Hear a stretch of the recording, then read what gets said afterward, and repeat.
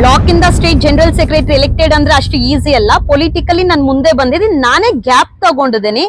KGF Y Sampangi ಅಂತ ನಿಮ್ಗೆ ಗೊತ್ತಿರುತ್ತೆ, XMLA ಅಂಡ್ ರಾಮಕ್ಕ ಅಂತ ಅವ್ರ ತಾಯಿ. ಸೊ ರಾಮಕ್ಕ ಹಾಗೆ ನನ್ನ ತಂದೆ ಸ್ವಂತ ಅಕ್ಕ ತಮ್ಮ, ನನ್ನ ಅಪ್ಪ ಒಬ್ನೇ ಮಗ, ರಾಮಕ್ಕನ ತಮ್ಮ. ಸೊ ಅವ್ರ ಬಗ್ಗೆ ಹೇಳ್ಕೊಂಡು ನಾನು ಬೇಳೆ ಬೇಯಿಸ್ಕೊಂಡು ಬೆಳಿಬೇಕು ಅನ್ನೋದು ನನ್ನ ಉದ್ದೇಶ ಇಲ್ಲ. ನಾನು ಬೆಂಗಳೂರು ಅಲ್ಲ ಅಂತ ಹೇಳಿದಕ್ಕೆ ಇದನ್ನ ಹೇಳ್ತಾ ಇದೀನಿ. Candidate MLA candidate Anekal candidate Srinivas ಅಂತ ಹೇಳಿ ಅವನೇ ಹೇಳಿರೋದು. ಬಟ್ ನಂಗೆ ಪೊಲಿಟಿಕಲ್ ಫ್ಯಾಮಿಲಿ ಅನ್ನೋದು ಇದಾವೆ, ಅವರು ಬದುಕಿದ್ದು ಸತ್ತಂತೆ. ನನಗೆ ಪೊಲೀಸ್ ಅನ್ನೋದೇನು, ಬಿಕಾಸ್ ನಮ್ಮ ಮನೆಗೆ ಪೊಲೀಸ್ ಅವರು ಪ್ರೊಟೆಕ್ಷನ್ ಆಗ್ತಾ ಇದ್ರು. ಮಡಿವಾಳ ಪೊಲೀಸ್ ಅವರು ಸಾಯಿಸಿದ್ದು ಸ್ವಂತ ಅವ್ರ ಅಕ್ಕನ ಮಕ್ಳೆ ಪ್ರಾಪರ್ಟಿಗೋಸ್ಕರ. ನನ್ನ ತಂದೆ ಮಾರ್ಚ್ 8ಕ್ಕೆ ತೀರ್ಕೊಳ್ತಾರೆ. ಮಾರ್ಚ್ 12ನೇ ತಾರೀಕಿಗೆ ಪ್ರಾಪರ್ಟಿ ಒಂದು 3 ಎಕರೆ ರಿಜಿಸ್ಟರ್ ಮಾಡ್ಕೊಳ್ತಾರೆ. ಅಂದ್ರೆ ಅವ್ರು ಕ್ಷಮಿಸೋ ಅಷ್ಟು ದೊಡ್ಡ ಗುಣ ನನಗಿಲ್ಲ. ಅವ್ರು ಯಾವತ್ತೂ ಅವ್ರ ಜೀವನದಲ್ಲಿ MLA ಆಗ್ಲಿ ಇನ್ನು ಏನೇ ಆಗ್ಲಿ ಅವ್ರು ಯಾವತ್ತೂ ಉದ್ಧಾರ ಆಗಲ್ಲ, ಇದಂತೂ ಸತ್ಯ.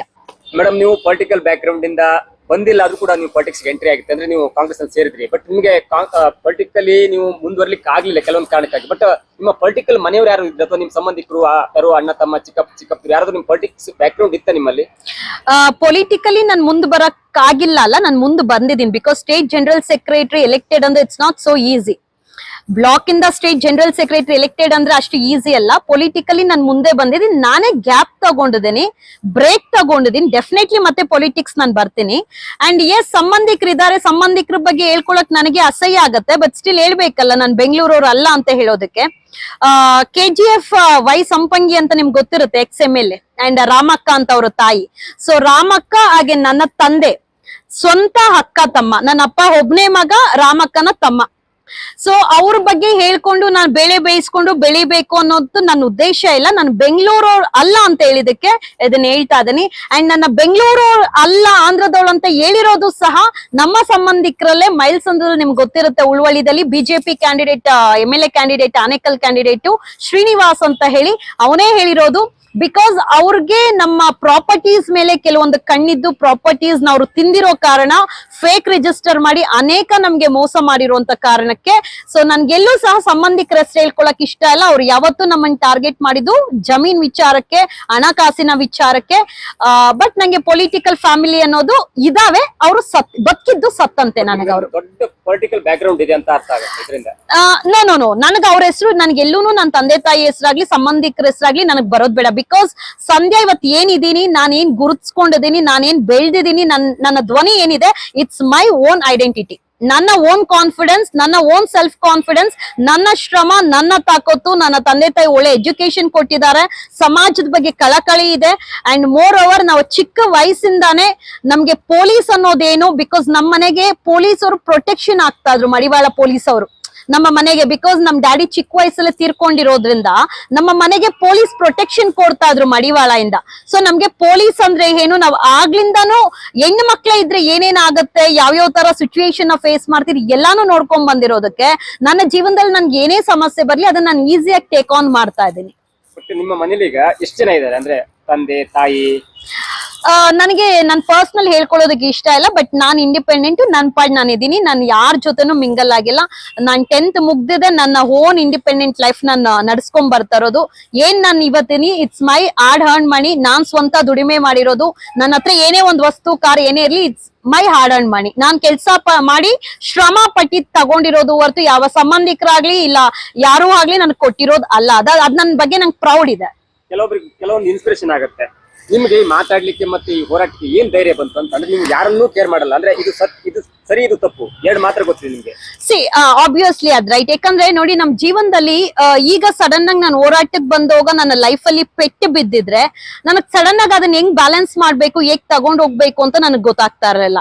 ಬಟ್ ನಮ್ಮ ಜೀವನದಲ್ಲಿ ಯಾವಾಗ ನಾವು ನಮ್ ತಂದೆನ ಕಳ್ಕೊಂಡ್ರಿ, ಅದು ಪ್ರಾಪರ್ಟಿ ವಿಚಾರಕ್ಕೆ ಕಳ್ಕೊಂಡ್ರಿ.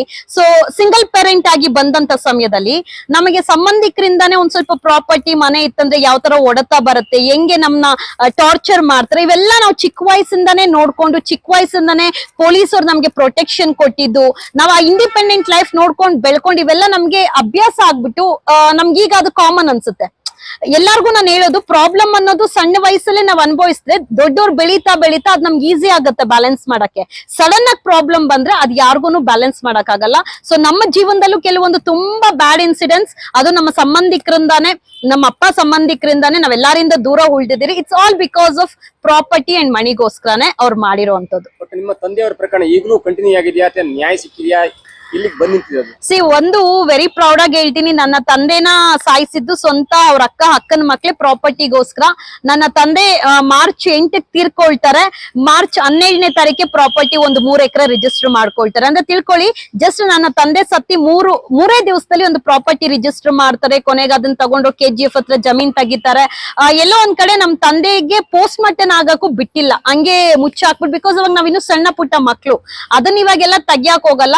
ಬಟ್ ನಮ್ಮ ಜಮೀನಲ್ಲೇ ಇದ್ದಿದ್ದು ನಮ್ ತಂದೆ ಸಮಾಧಿ ಕೂಡ. ಏನ್ ನಾನು ಬಿಜೆಪಿ MLA ಕ್ಯಾಂಡಿಡೇಟ್ ಅಂತ ಹೇಳ್ದೆ, ರೀಸೆಂಟ್ ಆಗಿ ಒಂದು 2018 ಅಲ್ಲಿ ನಮ್ಮ ತಂದೆ ಸಮಾಧಿಗ್ ಸಹ ರಾತ್ರೋರಾತ್ರಿ ಸಮಾಧಿನೇ ಇಲ್ಲ ಅಂತ ಹೇಳಿ ಕೂಡ ಮುಚ್ಚಾಕಿ, ತುಂಬಾ ನನ್ಗೊಂದು ನನ್ನ ತಂದೆಗೆ ನನಗೆ ತುಂಬಾ ಅಟ್ಯಾಚ್ಮೆಂಟ್. ಬಿಕಾಸ್ ಇಡೀ ವಂಗಸಂದ್ರದಲ್ಲಿ ನೀವು ಕೇಳಿದ್ರೆ ನಾಗರಾಜ್ ಅನ್ನೋದಕ್ಕಿಂತ ರಾಜಪ್ಪ ಮಗಳು ಅಂದ್ರೆ ಎಲ್ಲಾರ್ಗು ಗೊತ್ತಿದೆ.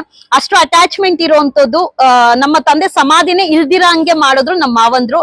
ಅವ್ರು ಕ್ಷಮಿಸೋ ಅಷ್ಟುನು ದೊಡ್ಡ ಗುಣ ನನಗಿಲ್ಲ. ಅವ್ರು ಯಾವತ್ತೂ ಅವ್ರ ಜೀವನದಲ್ಲಿ MLA ಆಗ್ಲಿ ಇನ್ನು ಏನೇ ಆಗ್ಲಿ ಅವ್ರು ಯಾವತ್ತೂ ಉದ್ಧಾರ ಆಗಲ್ಲ, ಇದಂತೂ ಸತ್ಯ.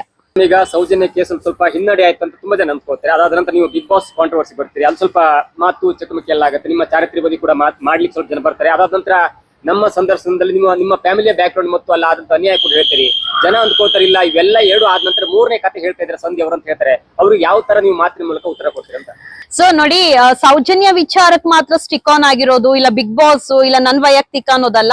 ನಾನು ಏನೇ ವಿಚಾರ ತಗೊಳ್ಳಿ, ಏನೇ ಟಾಪಿಕ್ ಮಾತಾಡ್ಲಿ, ಅಲ್ಲಿ ವೈಯಕ್ತಿಕ ವಿಚಾರಗಳನ್ನ ತಂದಿಡುವಂತ ಕೆಲಸ ಮಾಡೇ ಮಾಡ್ತಾರೆ. ಬಿಕಾಸ್ ಮುಗ್ದೋಗಿರುವಂತ ವಿಚಾರ ತಂದು ಇರ್ತಾರ ಅಂದ್ರೆ ಅದ್ ಯಾರು ತಂದಿಡ್ತಾ ಇದಾರ ಅನ್ನೋದು ನಿಮ್ಗೂ ಗೊತ್ತಿರುತ್ತೆ. ಈಗಾಗ್ಲೇ ಸ್ಪಷ್ಟನೆ ಕೊಟ್ಟಿದ್ದೀನಿ. ಒಂದು ವಿಟು ಸೂರ್ಯ, ಒಂದು P ಮೂರ್ತಿ, ಮತ್ತೊಂದು ಉಳ್ವಳ್ಳಿ ಶ್ರೀನಿವಾಸ್. ಇವ್ರು 3 ಜನ ಬಿಟ್ರೆ ಇನ್ ಯಾರು ನಮ್ಗೆ ಶತ್ರುನು ಇಲ್ಲ, ಮಿತ್ರನು ಇಲ್ಲ. ಸೊ ಇವ್ರ 3 ಜನ ಅಜೆಂಡಾ ನನ್ನ ಯಾವತ್ತು ನೆಗೆಟಿವ್ ಅಲ್ಲೇ ಸಮಾಜಕ್ಕೆ ತೋರಿಸ್ಬೇಕು ಅಂತ ಹೇಳಿ.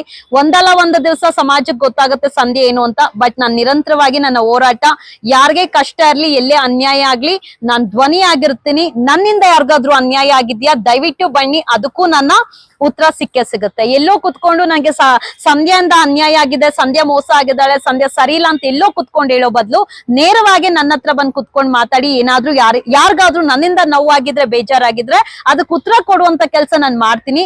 ದಯವಿಟ್ಟು ಈ ಗಾಸಿಪ್ಗೆ, ರೂಮರ್ಸ್ಗೆ ತಲೆ ಕೊಟ್ಟಿ ಸುಮ್ನೆ ನನ್ನ ವೈಯಕ್ತಿಕಕ್ಕೂ ಒಂದು ಬದುಕಿದೆ, ಆ ಬದುಕನ್ನ ಡ್ಯಾಮೇಜ್ ಮಾಡುವಂತ ಕೆಲಸ ಯಾರು ಮಾಡಬಾರ್ದು ಅಂತ ಕೇಳ್ಕೊಳ್ತೇನೆ. ಬಟ್ ನಿಮ್ಗೆ ನಿಮ್ಮ ಮೇಲೆ ಯಾರಿಗಾದ್ರೂ ಸಿಟ್ಟಿತ್ತು, ನಿಮ್ಮ ಮೇಲೆ ಯಾರಿಗಾದ್ರೂ ಸಿಟ್ಟಿತ್ತಂದ್ರೆ, ಅಂದ್ರೆ ಯುವಕರು ಅಥವಾ ಗಂಡಸರಿಗೆ ಸಿಟ್ಟಿತ್ತಂದ್ರೆ ಅವ್ರು ನೇರವಾಗಿ ನಿಮ್ ವಿರುದ್ಧ ವಾಗ್ದಾಳಿನೋ ಅಥವಾ ನೇರವಾಗಿ ಹೋರಾಟನೋ FIR ಮಾಡಬಹುದು. ಅದನ್ನ ಬಿಟ್ಟು ಯಾವ್ಯಾವ್ದು ಹೆಣ್ಣು ಮಕ್ಕಳ ಜೊತೆ ನಿಮ್ಮನ್ನ ಚಾರಿತ್ರ್ಯ ಬಗ್ಗೆ ಮಾಡೋದು, ಹೆಣ್ಣು ಮಕ್ಕಳ ವಿರುದ್ಧವೇ ಅಥವಾ ಕತ್ತಿ ಮಸುವಂತೆ ಮಾಡೋದು, ಏನ್ ಕಾರಣ ಇದು?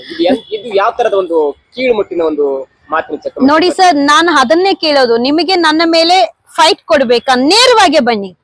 ನೇರವಾಗಿ ಬರೋದಿಲ್ಲ, ಇದೆಲ್ಲ ಹೇಳಿತನ, ನರಸತ್ತ ಹೇಳಿಗ್ಲತನ, ಇವೆಲ್ಲ ಡೈರೆಕ್ಟ್ ಆಗಿ ಬರಲ್ಲ. ನನ್ನ ವಿರೋಧಿಗಳಿರೋರೆ ಗಂಡಸರು 3 ಜನ. ಗಂಡಸರು ಬಂದ್ರೆ ಏನಾಗುತ್ತೆ? ಸೊ ಹೆಣ್ಣು ಮಕ್ಕಳನ್ನ ಎತ್ತಿ ಬಿಡುವಂತ ಕೆಲಸ, ಹೆಣ್ಣು ಮಕ್ಕಳನ್ನ ಮುಂದೆ ಬಿಡುವಂತ ಕೆಲಸ, ಹೆಣ್ಣು ಮಕ್ಕಳ ಕೈಲಿ ಬಯಸುವಂತ ಕೆಲಸ ಮಾಡ್ತಾರೆ. ಅದೇ ಒಬ್ಬ ಗಂಡಸ ಆ ತರ ಬೈದ್ರೆ ನಾನು ಸುಮ್ನೆ ಬಿಡ್ತೀನಾ ಸರ್? ಹಾಗಂತ ಮಹಿಳೆ ಬೈದ್ಲು ಅಂತಾನು ಸುಮ್ನೆ ಬಿಟ್ಟಿಲ್ಲ, ಅವಳ ಮೇಲೇನು FIR ಆಗಿದೆ.